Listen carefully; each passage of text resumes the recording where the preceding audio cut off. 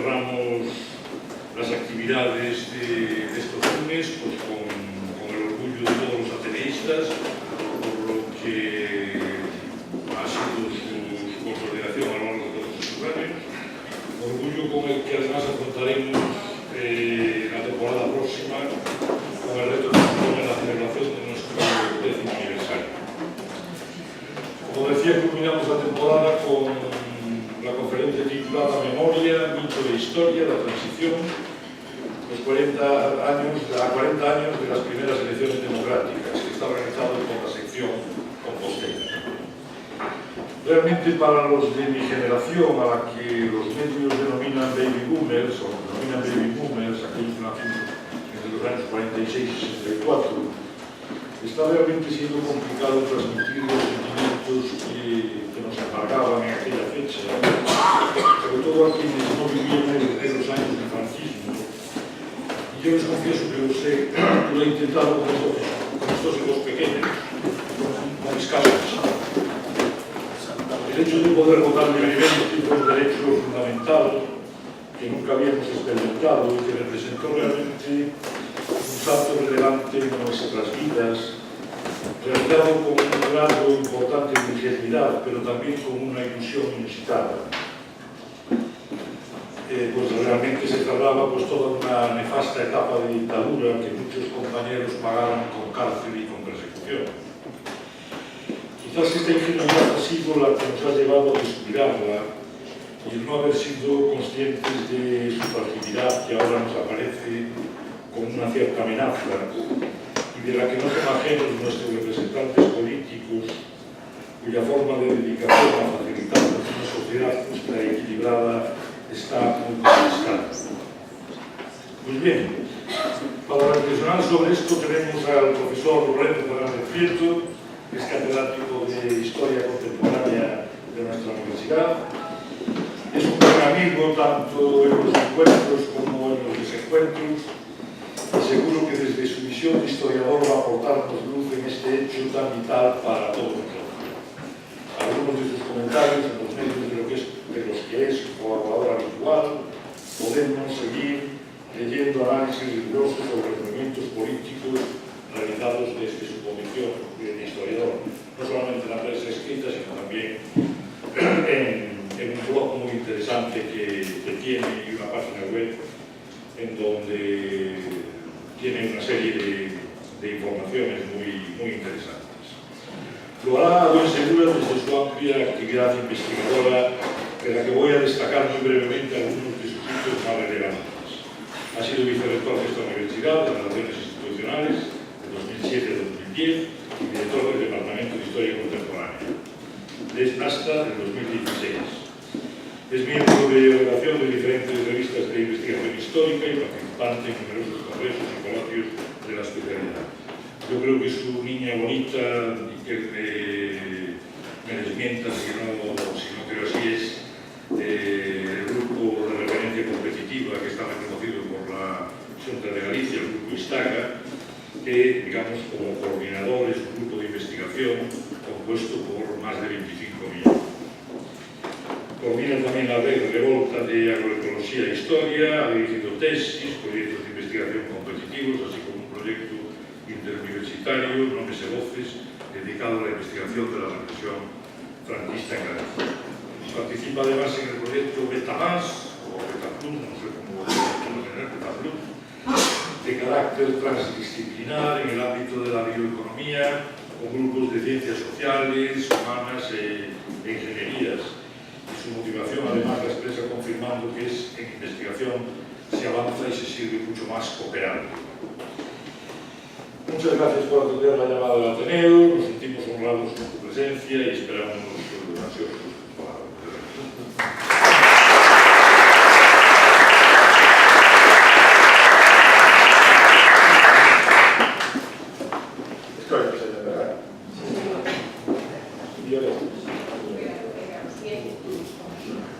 Bueno, pues muchas gracias, muy buenas tardes a todos y a todas, muchas gracias Manolo.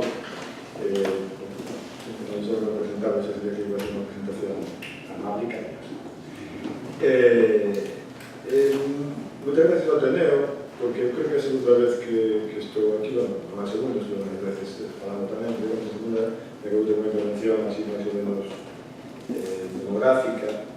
E moitas gracias tamén polo cambio de última hora, porque ao final, bueno, había unha cousa prevista que a mí ocurriuse que era mellor cambiar e creo que non me equivoquei. E eu creo que sobre todo nos equivocamos que entenderon que tiña sentido que hoxe falan por isto. Eu non sou especialista en historia política, non sou especialista como acaba de decir. Sou especialista en historia e de feito, bueno, que veciños, amigos, colegas, alumnos, e, bueno, me digo fundamentalmente a historia rural, pero como ao final todos vimos do mesmo sitio, e cando un quere estudiar as cousas de abaixo, que ten que estudiar as ladregas, e a xente do común, pois, digamos que esa é a miña perspectiva tamén, cando eu explico a transición, e sobre todo cando explico na aula, donde digamos as cousas, pero ao final ten que dar cuenta da aula. Si non se escuta ben, decir. Bueno, eu non quero facer un exercicio de nostalgia, onde estábamos, que facíamos, pero sí de recordo consciente. Non de anacronismo, de comparacións absurdas, estilo estas que se leen estes días de hoxe Fraga ganaría as eleccións do 37, completo absurdo que xa dá a entender de por que nos preocupa o asunto de 40 anos. Nos preocupa por hoxe. A mí como historiador nos preocupa por aquela, non por hoxe. Non de manipulación ruins, non de reflexión histórica, é dicir, de enfocar, de contextualizar, de indagar, de preguntar, de repensar, do que os ingleses chaman de revisar, de volver a ver. E eu creo que a veces o auditorio este me interesaba especialmente porque aquí hai muitos que necesitades e que me vais axudar a volver a ver. Que o necesitades, eu necesito que vos volvades a ver. E para isto parto da idea de que o pasado é un país extraño, unha idea que non é miña, senón un historiador británico, no que non somos extranxeiros. É dicir, aquilo xa pasou de 40 anos, e cando miramos que pasou de 40 anos. Quedan vestixios, quedan anacos, como cando un estudia o mundo prehistórico, con pequenos anacos de vasixas, se acaba reconstruindo a forma de vivir, a cultura, o poder. Non temos moita máis información, pero a veces as árboles non deixan, e as foras, sobre todo, son as que non deixan ver o bosque. Bueno, intentaré diferenciar na análise, a verdad que preparei unha cousa bastante... Quería eu, interesadamente tamén reflexionar sobre todo isto, e a mellor salir un pouco denso, pero alixeiraré, porque me interesa tamén eso. Me interesa moito o final, o gosto. Intentaré diferenciar na análise da transición política da dictadura da democracia no Estado español centrado nese período, do 73 ao 80. Veremos que se pode collar un pouco máis. Galicia estará presente, pero a perspectiva vai ser estatal. Galicia está presente porque eu estou aquí, ou vexo desde aquí, e sempre vexo desde aquí. Non porque desde cando falo de Galicia, sino porque o proceso, que é un proceso moi estatal, como veredes, no que Galicia vai a ter unha posición de... Falarei, por tanto, de como se resolveu a transición, como eu entendo, propoño, entender que se resolveu a transición desde o punto de vista da historia. Unha interpretación basada en preguntas, en indagacións, en achegas, en investigacións. Tamén falarei de como a contar ou non a conta, do que é o mito ideolóxico da transición, derivado dun relato político funcional e xeracional naquela época que hoxe cumpre funcións. E que algúns autores, como o meu colega Xamán Labrador, chaman fábula, que é unha boa forma de falar dese relato da transición. A fábula. E logo está a memoria, é dicir, como lembra cada quen. Todos vos, moitos de todos vos por edade, casi todos nós, temos memorias da transición, temos a nosa memoria, como nós vivimos. E de iso falaremos tamén, porque me interesa moito que falaremos. O mito político da transición, esa fábula da transición, desde logo é o relato dominante, non é o relato histórico, non é a historia da transición, que é outra cousa, pero é o relato en curto. É o relato do éxito da transición, da sociedade e dos líderes, que está formulado ademais polos que cargan o relato. Cada vez son máis vellos, por pasar 40 anos, pero construíron daquela. E cada vez están máis enfrontados as novas xeracións, educadas en democracia, que non poden identificarse con ese relato. E iso é, se pensades en todos os 40 anos, falando de 40 anos antes, é dicir, con a guerra, iso é lei de vida, é lei de xeracións e é lei da crise na que estamos. Iso é así, non se pode modificar. Aí hai un desencontro e un desentendemento. Ademais de que os guardiáns utilizan o relato para establecer regras de conducta hoxe, de conducta política e social, hoxe, no presente, identificando sempre con límites e con barreras. Isto non se pode, isto xa decidimos que non se podía, hasta aí non se pode chegar, aquí quedamos, isto está feito, hai un marco definido, pero en cambio a transición era exactamente o contrario, era vamos máis alá, e agora veredes, a transición era vamos todos moito máis alá das reglas que nos puñeron. E aí aparece o primeiro paradoxo, que é a capacidade crítica e de loito de mobilización das novas generacións educadas en democracia, que son o maior éxito da transición. É dicir, o maior éxito da transición é que foi capaz de educar a xente que fixo o 15M. E, en cambio, tamén educou a xente que quixo facer a segunda transición. Vos recordades que propuxo por primeira vez facer a segunda transición? Quen foi o primeiro que dixo, e escribiu un libro, que dixo, quero facer a segunda transición? Alguén que non a fixera. Se chamaba, en 1996, José María Aznar. E foi o primeiro que falou de unha segunda transición. Precisamente porque non estaba de acordo con aquela transición. O libro foi publicado, perdón, en 1994, antes de que ganara.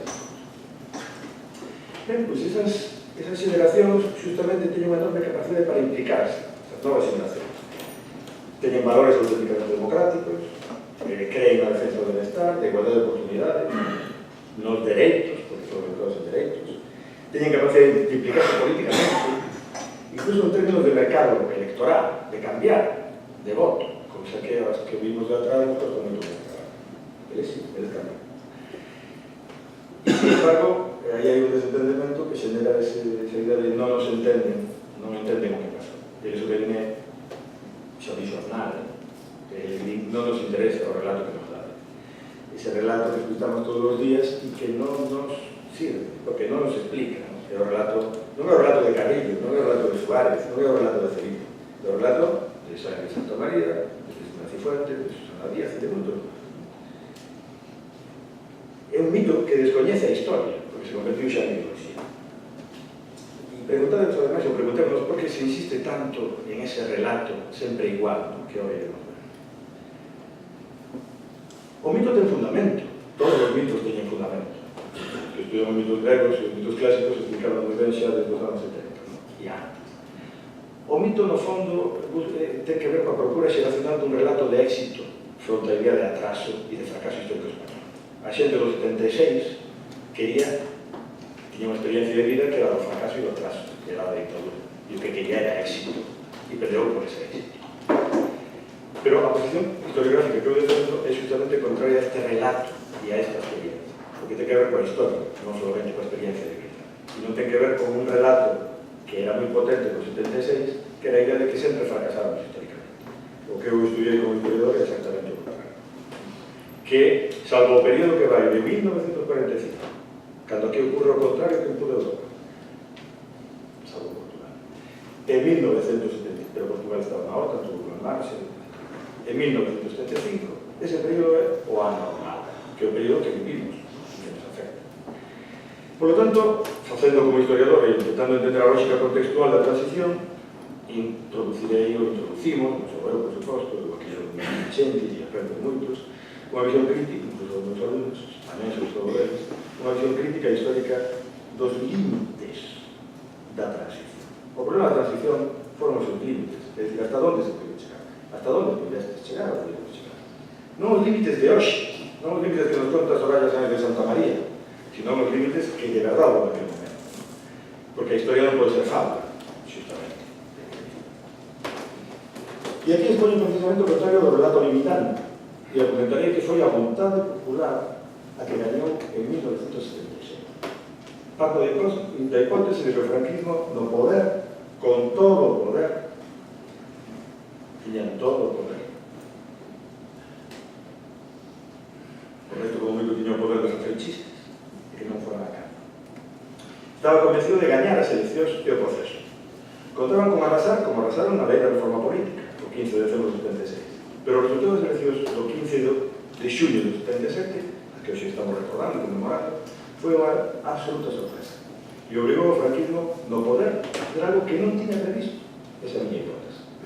Non digo que ocurrirá así, digo que eu releo aquelo e releo o que outros miraron e acabo chegando a esa conclusión, que me parece unha hipótese interesante e que é máis próxima ao que realmente pasou, se podemos falar así, que o queremos ver que pasou, que é o relato limitante e fabulador da É dicir, o franquismo tuvo que consensuar por un resultado imprevisto. Tuvo que facer unha constitución que non querían facer, porque aquelas cortes, recordaredes, non eran constituídas. Eu recordo, tenía 15 anos, o que me recordo que decían que aquelas cortes non eran constituídas. As autonomías, que incluyen a única referencia á república que hai na Constitución actual, tendo mención a que aquelas que tuveran, as comunidades que tuveran estatuto votado no 36, que foi o que nos salvou a nós, sempre Castelao intentando salvarnos por eso, e conseguimos, xa non tenía que ser que volver a pasar por o proceso estatutario, e tería unha vía diferente. Por tanto, un asunto que hoxe non se fala. As nacionalidades, o nome de nacionalidades da Constitución, a vida de Tarradella, tuvieron que traerlo como goberno do exilio para estabilizar Cataluña, porque aquilo se iba por todas partes. Porque o CD non existía. Como non existía a consular, como non existe hoxe. En fin, todo isto, e algunhas máis que veredes, son prova evidente de que o franquismo, por un lado, a historia cruzouse por medio de unhas eleccións e a forma de votar a xente. Non o que vos recordades de como votou a xente, ou do que vos fixestes, sino como votou a xente. Cambiou o rumbo do que iba a ser o que levaba outra vez.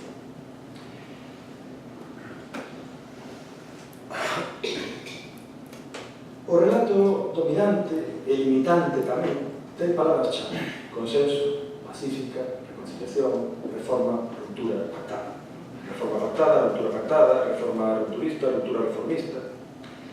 Expresado moi ben esa idea de la ley a la ley, que sempre gustamos recordar, e que asombrosamente outro día, no debate da moción de censura, recordou nada menos que o novo portavoz parlamentario do PSOE, Ábalos.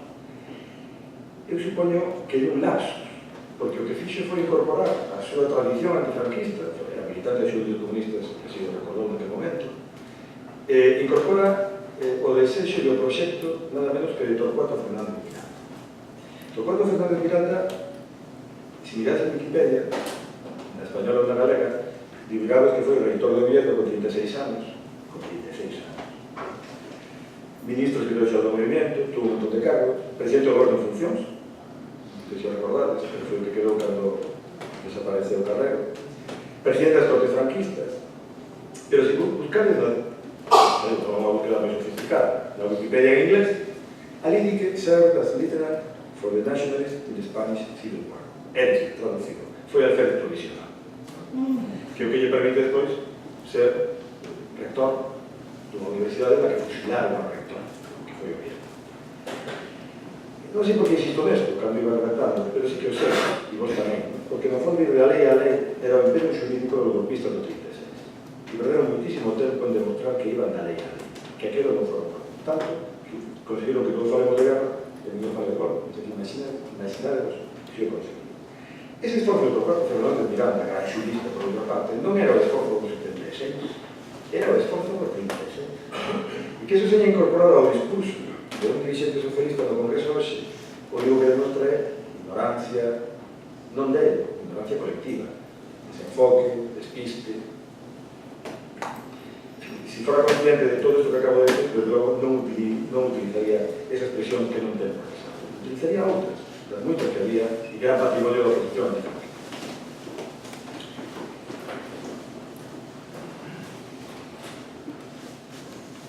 Pero volvamos á transición.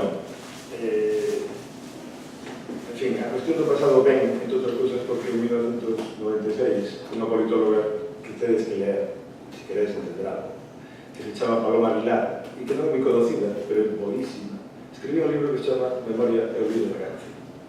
E nese libro explica como se fai a transición, lembrando e esquecendo a vez a Guerra Civil. E o efecto que ten a memoria en todos os casos. Paloma Aguilar. Llevamos un montón de tiempo intentando ver en Instagram, pero como era una mujer que tenía que atender a los pais, o atender a casa, o atender a no sé qué, pues no me cagaba. Pero el libro está ahí. Aquel relato, construido en la época de transición, como digo, no nos sirve, pero sirvió entonces, y esto es importante. Es decir, hay relatos que hoy no sirven, pero que en aquella tuvieron una función política muy evidente, muy importante. ¿Por qué se construyó aquel relato sobre estas palabras chave? Pois porque a oposición interesada, a oposición antifranquista, daba o protagonismo que non fora capaz de conseguir e permitíalle conciliar moitas frustracións. 40 anos de frustracións, 40 anos de vencidos e de derrota. E, sobre todo, a frustración de non lograr a ruptura que quería.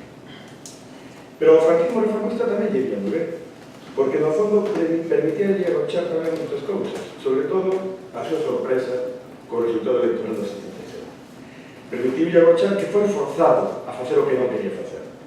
E permitía, sobre todo, esquecer o pasado xa.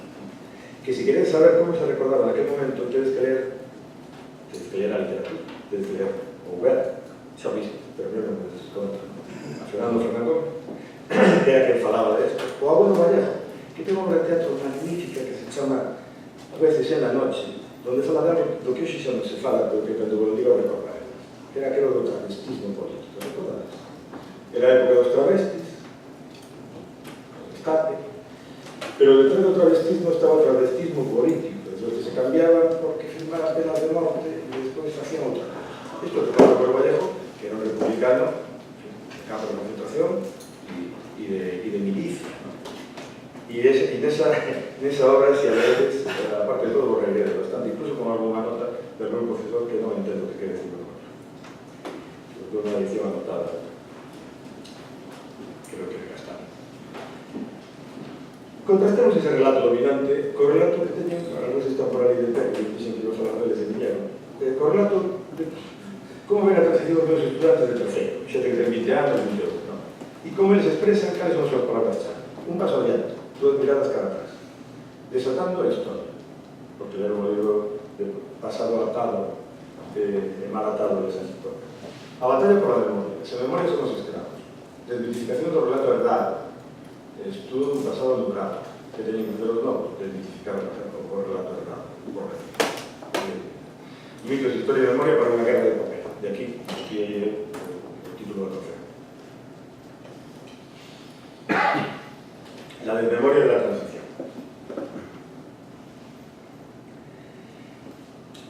A memoria. Falamos do mito e quero falar da memoria. Temos moita memoria do proceso de transición, non convertida en historia. Todos vos e todas vos tedes moita memoria do proceso de transición que non se pode convertir en historia. Por qué? Porque non encaixa no relato do mundo. A memoria está cheia de historia, a historia está cheia de memoria, pero a fusión entre unha e outra, xa o vimos para o 36, é complexa. Pois para o 76, ni siquiera empezamos a ver. 76, 77. De feito, isto xenerou moitas lecturas frustradas dentro do mesmo momento da transición. Moitos olvidos obligados, moita mala xestión dos medos do pasado, de golpe, de guerra, de dictadura, á altura do ano 76. E tamén, sobre todo, dos medos daquele presente. Porque veredes que o importante non é o 36, o importante son os medos do 76 e do 77. Porque, de feito, a consecuencia de todo isto é que hoxe máis da memoria do 76 que da memoria do 36. Como me fixeron ver, querendo e sin querer, porque son dos colegas que teñen sentados en Carlos Barros e en Carlos, en moitas discusións, en nosos ciclos de memoria.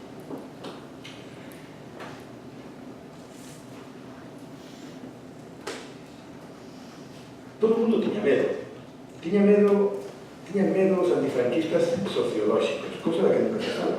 Sempre se fala dos franquistas sociolóxicos, pero todos vos conocedes, e moitos soles, antifranquistas sociolóxicos. Por qué? Pois por familia, por recordo, porque non sabes por qué, porque te enterache cando teu pai tiña 70 anos, que fora da OXT, o CDT. Un colega que se enterou cando teu pai tiña 93 anos, de que fora da CDT. Tamén fora a Guardia Civil. Entón, unha memoria cuidada sobre a outra. Porque fixo a guerra. Pero antes fora da CDT.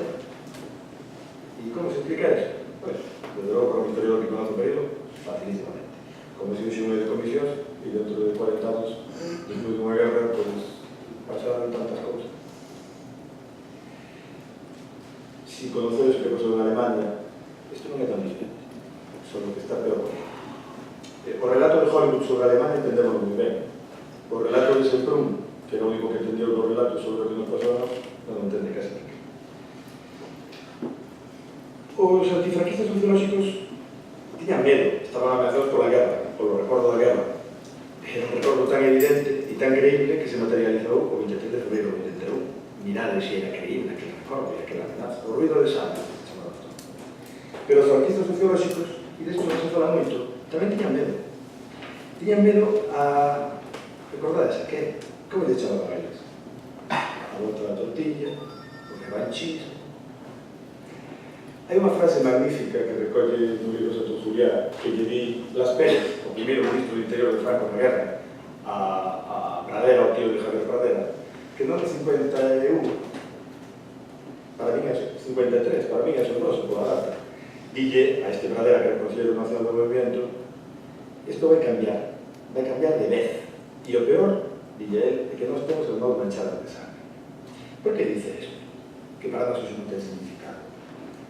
Porque 6 anos antes foron os juicios de Nuremberg e eles sabían do que estaba falando. Nós non, pero eles sí. Por eso tardaron tanto, por certo, en estrenar a película aquela e lle chamaron Vencedores e Vencidos, curiosamente. Cando falou de memoria agochada no proceso de transición, falou dos torturados e asesinados entre os 68 e 81. Do que non sabemos nada. Eu que pregunto aos meus alumnos si saben, sempre lles explico que nas aulas nas que eu dou clase, o creador da Escola Administrativista de Santiago, o ministro do Desenvolvemento, fundador da Estila. Bueno, les fai gracia, porque aquí nestas mesmas aulas, pero outro día se me ocurriu falando do fusilamento dos 75, decirles que Humberto Baena tamén estuvera nesas aulas e non me sonaba nada o asunto. Tamén estuvo naquelas aulas, tamén foi estudiante e tamén foi compañero de outra xente e pasou o que lle pasou, como lle pasou a moitos máis. Todo eso era o que se quería olvidar, non as feridas do pasado, que estaban ben cubertas, eran estas en realidad, ¿no? E que hoxe están salindo totalmente. Claro, isto é a doble cara da reconciliación daquele momento. Todo o mundo creía que se estaba reconciliando con lo que pasaba no 36, pero en realidad nos estábamos reconciliando con lo que estaba pasando en aquel momento. Pero ninguén se daba cuenta de eso. Cada vez que recordamos os discursos sobre a amnistía, non nos damos, sonan distintos, sonan raros. Pero se os vemos en aquel momento sonan perfectamente coherentes, porque era a gran reivindicación de toda a oposición.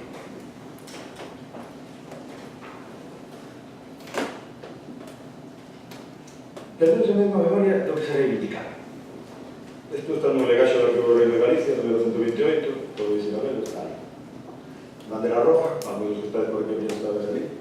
Desde logo, o meu amigo Roberto Blanco era militante desto, que a xente non recorda. Estaba en castelán, non estaba en galego. Normal.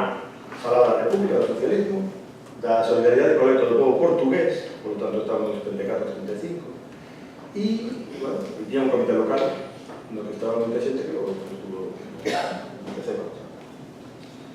Isto estaba na sección do goberno civil, claro. A historia.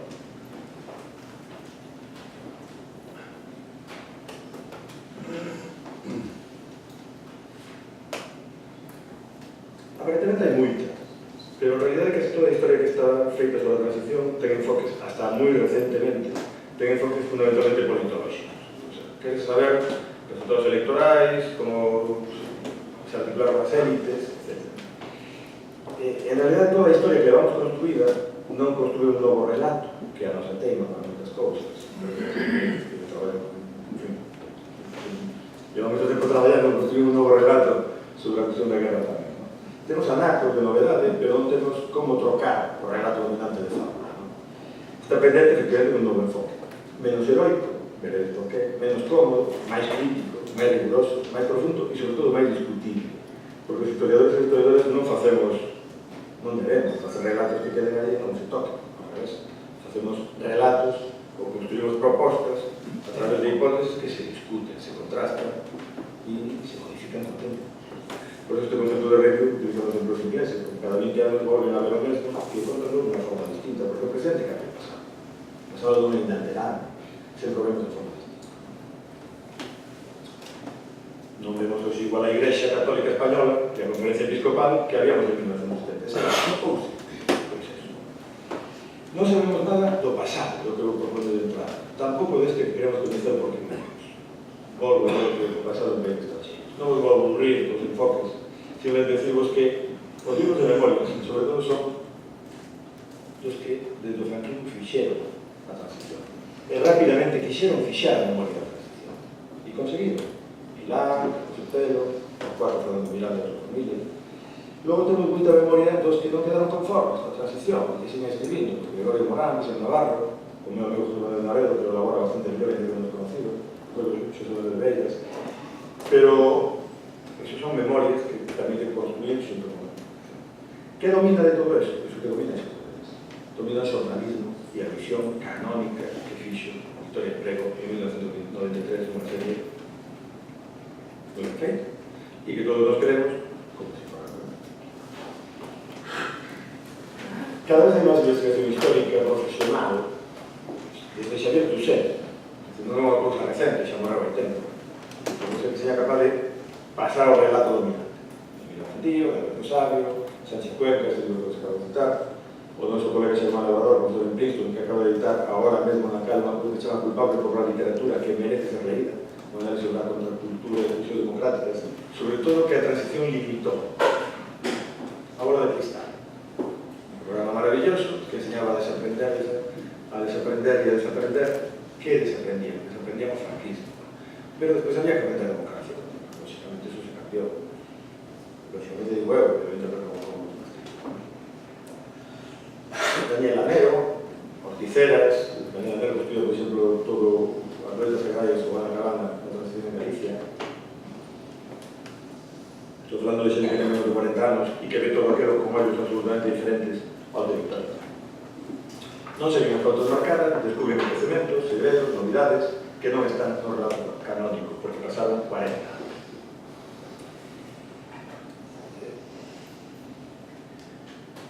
Como vemos hoxe, na mirada dos historiadores, aquel pasado? Cantas preguntas temos que formular que non foron ainda feitas? Debo propoño algunhas. Quen fixo a transición dentro do réxime? E para que a fixeron? Porque nunca nos preguntamos eso. Por que fixeron a transición? Por que querían facela? Por que ese empeño reformista? Outra pregunta que me parece moi importante, que nos facemos todos os días cada vez que vemos noticias que non entendemos. Que quedou do franquismo? De los seus poderes? Que foi liquidado? Porque hai cousas que foron liquidadas. O xército cambiou. Sí. Porque se pasou. Deu un golpe de Estado e, efectivamente, de aí para adiante foi o xército. Incluso desapareceu da información durante anos. Por que o resultado das primeiras eleccións do 76? Ese que eu digo sorpresivo para o franquismo. Por que tanto misterio por o resultado do PC? Que é algo que sigo discutindo e falando con todos os que protagonizan que para mí naquele momento tamén era misterioso, pero canto máis conozo os anos 30 e os anos 20 e os anos 40 e o primeiro tercio século máis conozo como funcionan as memorias das familiares menos de estar naquele resultado. Porque un non vota polo que lle din hoxe nunha campaña electoral. Tradicións, e culturas, e familias, e memorias. Hai xente que non é capaz de cambiar o voto hoxe. E como dicen todos os días, os informes de Moscovia. Non vai cambiar nunca. Nunca vai deixar de votar. Non marchar a abstención, pero non deixa de votar o partido de voto. Bueno, o que quero avanzar un relato máis, o que estou intentando avanzar, xa, un relato menos cronolóxico, introducindo algunas novas preguntas. Que foi a transición? Canto dura? Bueno, ni siquiera estamos de acordo en eso. Canónicamente sí, pero que non queira empezar con 73 é porque non quere falar de carrera, que non queira empezar con 64 é porque non quere falar dos planes de desarrollo e do top, que non queira empezar con 69 é porque non quere falar do estado de excepción e de ETA, que non quere falar dos 75 quere falar todo o mundo porque os 75 morreu Franco. Entón, eso non te conta. Pois eu quero falar dos 73, que me parece o período máis cómodo, máis canónico para mí. E eu enfocaría a transición. En todo caso, a perspectiva histórica exixe amplitud temporal, pero fixemos que todo aquilo ocurre moi rápido. A transición é longa no tempo, pero moi rápida. En 500 días, as primeiras eleccións democráticas, en 40 anos. 500 días. En 1000 días, unha constitución. E as autonomías. Que se pode... Alguén imaginaba isto en 1975? En 1976? Cando os motos de Vitón, incluso. Eu creo que non. Se imaginaba a revolución sí, ninguén sabía o que era, pero a revolución sí que se imaginaba. Pero unha democracia como a que hoxe reivindica a xente nova, creo que non. Eu, desde logo, que tiña eso, todos os 16 anos, non sei o que. Como puido pasarse dunha dictadura fundada nunha guerra a democracia actual sen outra guerra? É unha pregunta tópica e estúpida. Ninguén quería outra guerra. Ni siquiera os militares querían outra guerra. Porque aqueles militares que fizeron o golpe do 23F, se fixeran o que tiñan que facer, é dicir, o que fixeron no 36, non tiñan ningún problema. Pero non me das conta que non se atreveron a facer o que tiñan que facer. Que tiñan que facer? O que non podían facer. Pero non por as cámaras, sino porque estábamos en 1981. Y estábamos en un contexto radicalmente diferente. Y porque, podría despois xa avance, y porque os que en 1975 diseñaban a transición, ainda que nunca lle perdonaron e nunca lle perdonaron aos militares da Unión Militar Democrática e nunca lle reconoceron a súa posición, estaban mortos de medo. Porque en Grecia, en xulio de 74, pasou o que pasou. E en Portugal, en abril de 74, pasou o que pasou. Entón, os que tiñan que ter aqueles, un medo, non? A revancha, ao cambio. E por eso se comportaron como se comportaron. Y desde el punto de vista de eso, como otro, es maravilloso. Pero veréis, estos vicios, recordaréis, porque conocéis bien, estos vicios que fuimos a selección. Bueno, para entender históricamente la selección, siempre falo de esta forma, ¿no? Como que intento explicar los valores, pero necesito también, porque xa non lo vexo como ya. Dúas vías, tres forzas, unha solución. Non conto o mobilismo do Bunker, porque o mobilismo do Bunker ninguén quería hacer. Ni siquiera os militares do 23. Ninguén. De feito, non querían facer o que quería o Bunker. Querían hacer un corredor de concentración, que era o que pedía Carrillo. E as reformistas franquistas. La bella apertura limitada de Arias Fraga, que estaba xa perfectamente empaquetada, pensada, diseñada, demoscopizada, analizada, tiña reunións con novos nos paradores de Fraga desde os anos 60, estaba chico falando de eso. Vamos pensando en aquele derecho biológico, recordado, desde o paciente de casa dos anos 60. Desde o 57. E logo a nova apertura, igual de limitada, pero moi rápida, de Suárez. Era a mesma que a de Arias Fraga, e o veredes, e o demostra en Cuenca do libro recente perfectamente. Suárez ofrece exactamente o mesmo e propón exactamente o mesmo que proponía Arias Fraga. Logo está a proposta de ruptura democrática, que propón a oposición. Non a vou recordar, discutían a forma de goberno, pero fundamentalmente era a libertad, a amnistía e o todo. Las nacionalidades históricas era o que reunía todo. Liberdade, está todo bien. La democracia, todo tipo de libertades. Amnistía, que significaba o que significaba. Non se pedía reconciliación, se pedía amnistía. E estatuto. Logo hai 4 forzas que actúan. Unhas internas e favorables ao régimen franquista, que é o poder, as estruturas do Estado, a policía, os corpos, o aparato do Estado. O aparato do Estado que é unha cousa orwelliana. Outros de oposición, contrarios ao régimen, que só tiñan unha capacidade, que era a movilización social. Non tiña outra capacidade. Non pegar tiros, non pegar. E as condicións exteriores.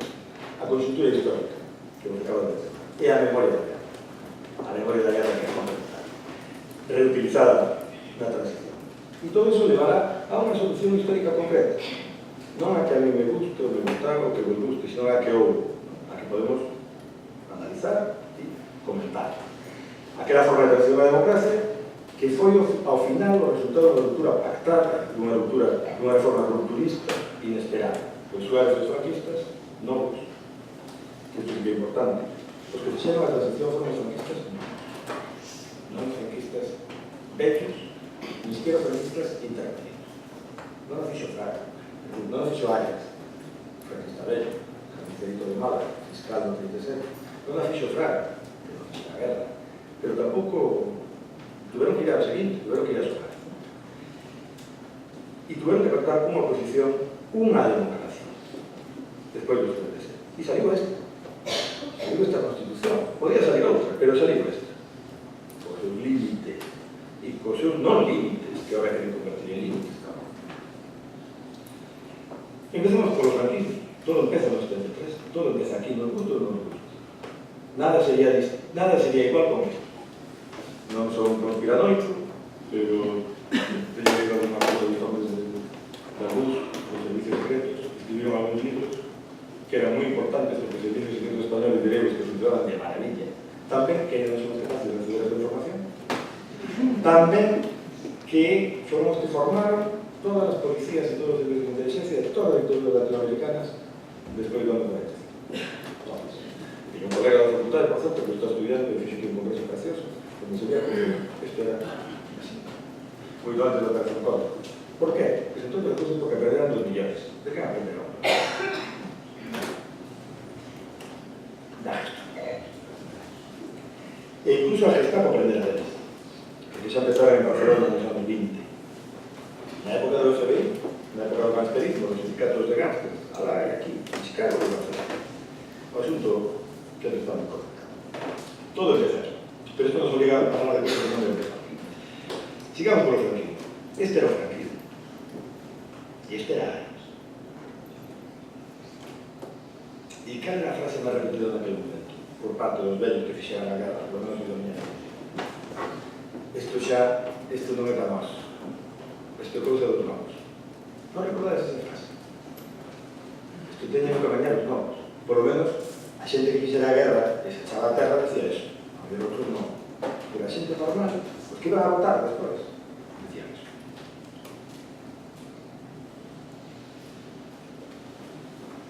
O franquismo planteou as súas vías e foi un régimen acomodaticio que durou moito porque foi moi, se me permitido decirlo, e que de nada sirve que fale mal de Franco. Temos que saber que fixo ben, que fixeron ben. O régimen foi moi inteligente. Foi capaz de entender sempre cando non podía penexar contra os cambios e tiña que adaptarse a eles. Aprendendo no 43, cando cae e executan a Mussolini e ocorre un garaxe en Milán. En 1959, cando tiña que facer o plan de estabilización, antes do 47, incluso reinterpretaron, non vou entrar agora neso, o xuicio de Nuremberg, dicindo que eles xa xulgaran os criminales de guerra. No 75, vou ler o que decía un cadete da OCE. Eu tamén fui un estudo na OCE. Moita xente estudo na OCE, estaban moi interesados, os enteros estaban moi interesados. Os que queríamos ir ao campamento en Ferrol e non vivíamos no centro, estábamos na OCE. Salí pronto e me atomou. Pois, este é un discurso, e vou ler, e fixados lo que digo. Discurso dun cadete da OCE, que é a que sustituyó a Frente de Juventudes xusto nese ano, nos anos 60. É un rapaz da Conca Mineira, asturiana, e fala ante Franco, en Burgos, no 25 aniversario da exaltación da xefatura de Estado. Pero 25 anos non poder. Non somos de paz. Logo con el Carreiro xa celebran todo moito mellor e además plan americano. Pero estamos o 1 de outubro do ano 20. Leemos. Señor, hemos oído contar que hace un cuarto de siglo la entrañable geografía de nuestra patria se ensangrentó en una lucha fraterna. Que hace un cuarto de siglo asumiste una esforzada servidumbre de para ti, para ti. Lo hemos oído contar porque nosotros no éramos allí. Él sí que sabe que no estaba ahí. Y de ella nació su juventud de que no hizo guerra para algo. No habíamos nacido. Porque nosotros somos hijos de aquellos a quienes acaudillasteis en las trincheras. Y también de otros, de los vecinos, que habiendo perdido una guerra, compartieron con los vencedores el fruto de una paz. Es cierto que esto xa dixera aquel famoso documento do 56, los hijos de los vencedores y los vencidos, pero dixera na Universidade de Madrid que los estudiantes. Esto era distinto, y decía el propio régimen.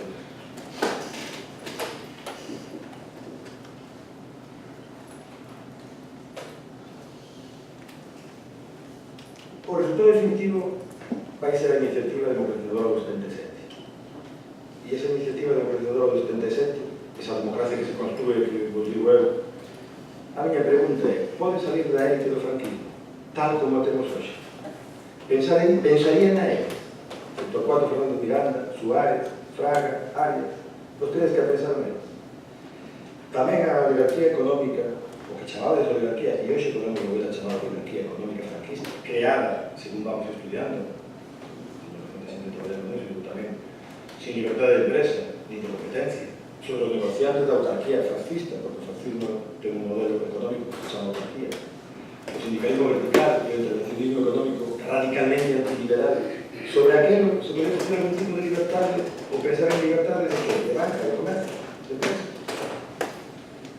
xente que estaba intentando facer eso, sí, é certo, no INI, no Servicio de Estudio de España, no Banco de Bilbao, que no poder, no. Pero en cambio, no relato de hoxe diría que sí, que había unha xente benéfica, que tiña poder, e se pode agora vamos a facer unha democracia, porque morre Franco, e é eso. Claro que pensaba, e se preparaba, con informes Foesa, recordades Goxa, recordades Felisa, Federación de Estudios Independientes, había unha máquina de facer estudios demoscópicos, de estudiar o comportamento da sociedade, de intentar saber, pois a xente engañou a toda esa maneira. É dicir, o erro que hai hoxe cos inquéritos non hai nada comparado con o que pasou. E todos os demógrafos, demóscopos, investigadores de opinión pública e sociólogos de cabeceira do réxime, ou non de cabeceira, pero que traballaban, porque algúns incluso creían que non traballaban para o réxime, por lo digo, se equivocaron con todos os económicos. E ese é o resultado das eleccións dos 77. Que querían os franquistas? Que iban a querer? Teñen o poder. Que en estado poder, que querían? Xo dixo ante arte, que o poder non desgasta a oposición. E a oposición foi a que se desgastou. En realidad, o cambio entre un e outro é este. O cambio de imaxe. Parece que nós temos que falar. Este maquillaxe do réxime. Non, pero é verdade. A única diferencia de imaxe é moi importante. Isto é o vello, isto é o novo. Por eso se estimou de suar. Porque era suficientemente tirado para diante, de novo, como para non estar atado a nada. E fixo, efectivamente, fixo. Pero os límites eran os mesmos. Os límites estaban no orden público, a rúa era a súa. Eso dixo Franco. Pero que non fixo? Martín. Non quería unha constitución, xa dixo. Por si nada era a chave de todo. Estou falando de cal era o modelo que tiñan diseñado, o modelo da lei de reforma política. Aí había unha elección discrecional, xa recordaba que os 40 de designación real, pero era tamén que todo eso. Era unha elección corporativa, ese diseño non tiña nada que ver co que logo apareceu. De feito, aí houve concesións porque o franquismo estaba. Todos os debates das Cortes franquistas do ano 76 non xiraban en torno á elección do Partido Comunista. Xiraban en torno á sistema electoral. Cantos se escolle, cantos por provincia, cal é a circunscripción, cal é o sistema. Todo o que nos deron nos 77 eran os líos entre as familias do réxime. Eran eles, os que xa non estaban no poder, que fundaron a Alianza Popular, e os que estaban no poder, que eran os non. Unha alianza moi curiosa. Moi curiosa. E avanzo xa. Volvo a daros conta que o mentor de José Luis Meirán Gil era Laureano. E Laureano se presenta por Barcelona, que é Alianza Popular, e non sale elegido. E o seu discípulo se presenta por UCD na provincia de Coruña e arrasa. Como puderon entenderse os que levaban tanto tempo pelexando? Desde o 29, católicos e fascistas. Que lle fixo entenderse a Martín Villa, Suárez, Meilán e outra xente do Opus, os católicos, o poder e a edad? E iso foi o que fixo a transición, desde o punto de vista. Bueno, o referéndum, os datos están aí no argumentario todo, a oposición conseguiu un 23% de abstención, que foi menor que a teu caso nas primeiras eleccións. A oposición foi por exemplo. E se puxo vos isto para que vexades que é todo un lío. Era todo un lío. Xunta, plata xunta, Asamblea de Cataluña, Ordenación Democrática, só se poñen de acordo, se poñen de acordo para un comunicado conjunto como resposta ao fusilamento dos 75. Despois de impedir, por certo, que ningún abogado actuase para defender os que iban a ser fusilados. Porque ninguén imaginaba que iban a ser fusilados. Tampouco. Ninguén imaginaba que iban a agarrotar a fusilados. En Galicia, o Consello de Formación Política Galega. En fin, a converxencia foi un previo moi traballoso. E no ano 76, efectivamente, se inicia unha xeira mobilizadora potentísima. Unha xeira por ruptura que durou 4 meses. Conflictos laborais, veciñais, movilización, personais, por recordo que me dos colegas que podían baixar en autobús ao centro, todos os verdes a 7 había unha movilización. Xaneiro, febrero, marzo. E en marzo, empezou a parar. Os montes de Victoria. Tamén porque é imposible sostener no tempo. Como se sostén unha movilización deste tipo tanto tempo? Sobre todo porque se chamaba os límites das masas. Claro, aquela xente quería mellorar, non quería molarse. Era o que quería mellorar. E iso era o que quería dar a máxima. E logo estaba a memoria do medo, que fora reactivada. Sempre se di que o franquismo remata como empezou, sí. Porque eran os mesmos. 40 anos non é nada. Por aí sí que non dura 40 anos. Que tiñan 30. Ferrol, Antich. Sabedes cantos tiros lle meteron a Raboiras no portal de Ferrol? Sabedes o medo que denota o informe da policía que queren consultar? 43. 43 tiros e non se atreveron a entrar hasta horas. E cando uno o informe se dá conta de que o que fai o informe, o comisario de policía e o xefe da Forza Pública sabe que todo vai cambiar moi pronto. Pero alguén está obligado a facer o que a capacidade represiva do Estado boliviano non está respondida. E aquí o poder ver por xeral. Isto é unha crónica do comisario xefe de Santiago sobre un examen do profesor Luis de Cortázar na Facultade de Historia e sobre si se entra unha historia que tenía de contar na facultade con dos posibles protagonistas, pero que non me imaginaba encontraba contada por comisario no arquivo. Bueno, aquí un cartel de solidaridade que o noso de turno que levaba a comisaría. Vos xa sei que sabedes todo iso. Son exemplos de control da policía política. O que pasa que, a diferencia, vos sabedes o que facían os policías que iban a conferencias, facían isto. Pero, a diferencia do que pasou en Alemania, aquí ninguén foi ver os arquivos da Stasi.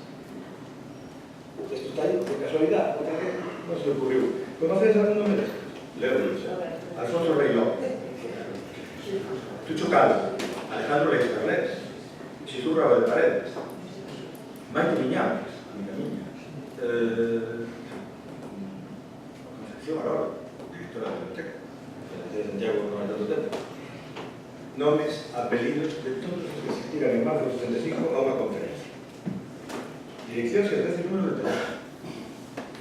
Isto que é?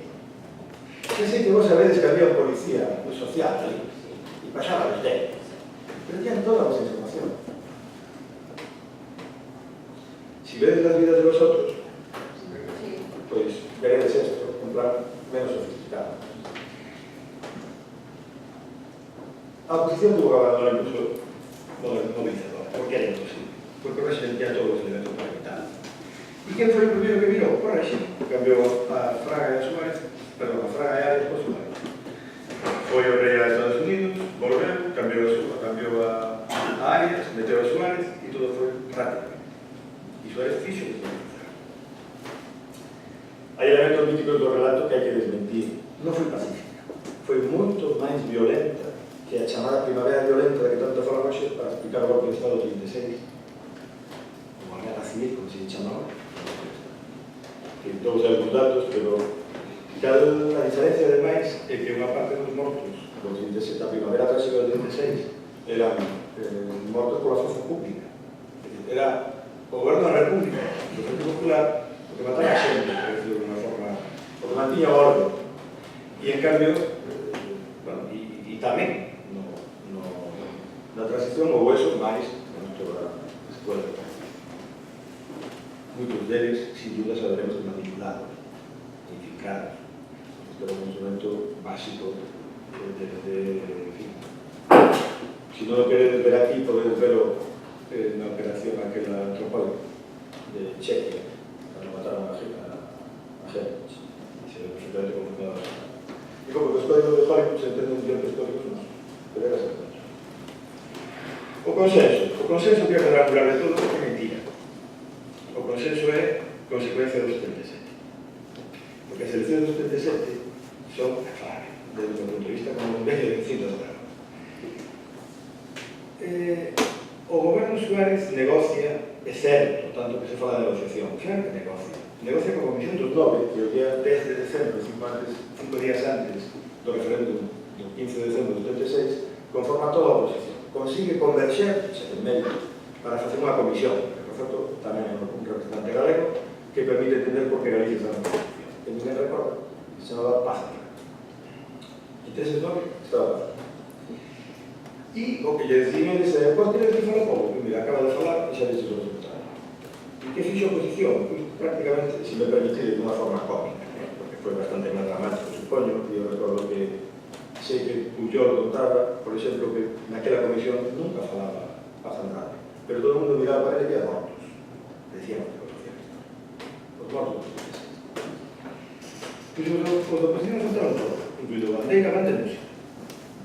que non legalizaran a ninguén as perdas do centro, van a aceptar. Pero o máis curioso, por certo, tengo que dicir que un colega, Andrés Fernando, por estar aquí, me mandou un correo, me dixo que falara desto, e tamén que falara de que as Cortes non querían ser constituintes, porque eu recordaba, e así o falo, para que me está un poquito fora. E se falaba isto, a ignominia de que se aceptara que non fora legalizado ninguén a esquerda do centro. E é verdade, é un dato incontrastable, pero tamén incontrastable que buscaron todas as fórmulas posibles para presentarse. Porque era tal as ganas que tiña todo o mundo de eleccións, que todo o mundo foi ali.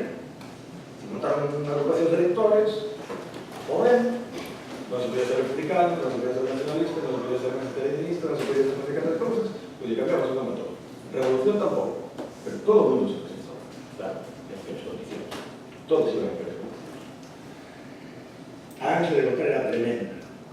Que sabe que non había, ainda tiñamos nada. Vos recordades que o primeiro informativo libre que non foi o Radio Nacional, que era de conexión obligada, foi de outubro do 77. Vos recordades, o diputado inteiro recordará en as explicacións e na nosa terra, os supuestos, non había libertad de prensa, non había libertad de expresión, todo depende do correcto que quixera. As leis do franquismo foron aplicadas á transición en lógica transicional, pero a favor do goberno. Bueno, pois se presentaron as eleccións, tamén os franquistas, pelexando entre eles, Fraga empeñado en que o franquismo sociológico llevara moitos votos, os novos sabían que facía días e por eso non foron concretos, pero todos foron os que foron. A referencia era que había a dereita entrou en shock, pero a esquerda tamén entrou en shock. Por eso non é capaz de recordar o triunfo futuro. Ni siquiera foi capaz de reconocerlo. Eu repito con a memoria do shock do resultado do Partido Comunista de España. Tanto que ainda non temos unha explicación desde o punto de vista máis mitológico da acción. O importante non é explicar ese resultado, o importante é explicar o resultado que xa piden os franquistas. O importante é explicar que empata. É dicir, que todos os franquistas sacan menos votos que toda a esquerda. E logo además estamos nacionalistas. Votos, porque é un sistema electoral. Sí, é certo, o sistema electoral, o sistema novo, todo defendido, pero aquel era un lío deles. A esquerda queixábase, sabe que iba a ter peores resultados, pero é o que ninguén imaginaba. De logo, os franquistas, digamos, as fontes ben informadas, los mentideros de la corte, los periodistas que sabían lo que iba a pasar, ninguén esperaba isto. Igual que ninguén esperaba que era o muro de Berlín. ¿Podes activar eso? ¿O no? Sí. No. Non pode ser ahora de outra forma. Logo están os que non teñen representación parlamentaria, que aí tamén están, digamos, franquistas e esquerdas nacionalistas. E aí tedes o conxunto. 46, 24, 46, 22, contando os outros. Aquí o vedes millor. Elección do 77, elección do 79. E o mapa, outro día, escutei a Eduardo Sotillo, que é un tipo finísimo, e que ademais tamén é os que dicen, e eu enterei na transición de que toda a minha familia fora da Tesora, da UXT, da CNT, enterei que tal. A memoria está detrás deste resultado, sin duda alguna. Él decía que era o mapa da selección do 36. Non é verdade, porque vedes de Madrid non vedes de Madrid. Ahora veréis que é o mapa da selección do 36. Este é o mapa do final da guerra. Correxido. O mapa da guerra, correxido. Levemente correxido. É o mapa da memoria. A xente, todo aquilo que a xente tiña que ganas de votar. Quen tiña ganas de votar? Os que tiñan máis de 50 anos. Era bastante. Este é o mapa da selección do 36. Mais ou menos pode ver as diferencias. Mais ou menos.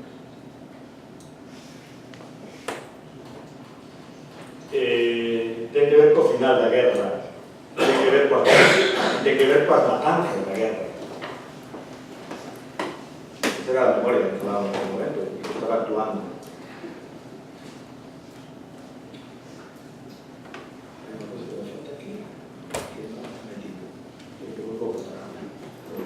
Así, a ver si consigo ampliarlo. Pero non podo ampliarlo. No, porque está copiado, además. Entón é imposible. O que poidas ver. No, quería simplemente ir acabando para decirvos algunas cousas do final. Que teñen que ver co resultado destas eleccións. Como explicar o resultado do PSOE? Pois, pola memoria familiar da resistencia. Porque, por lo que sabemos, investigamos, por exemplo, nos negocios, a xente nos anos 77 as familias se xuntaron, algunhas familias se xuntaron, para ver que votaban. Non as socialistas, claro, non, as republicanas. Porque non levan os votos de izquierda republicana, de Unión Republicana, e os anarquistas, que votaban cando querían, non levan aqueles votos.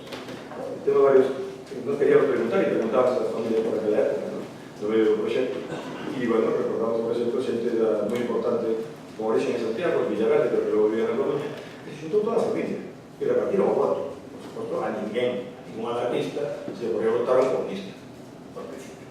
Repartiron dentro do PSOE e o PST. Bueno, isto foi bastante pouco.